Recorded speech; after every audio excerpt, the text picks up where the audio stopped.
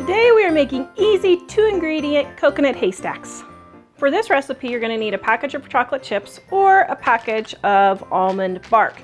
If you use the almond bark, these have a nice little handy tray that you can just melt the almond bark right in the tray, and you don't even need to dirty a bowl. Pour your chips in your bowl, and we're going to melt these. Stir your chocolate to make sure it's thoroughly melted.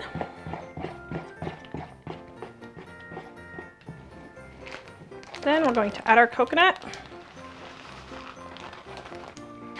Mix until well blended.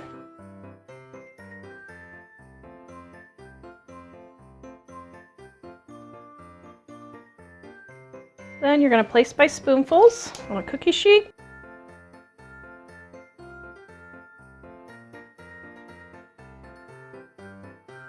Cool until hardened, and then enjoy. If you want to eat better and spend less, please check out our Dining on a Dime cookbook. Go to livingonadime.com. This recipe is in the link in the description below.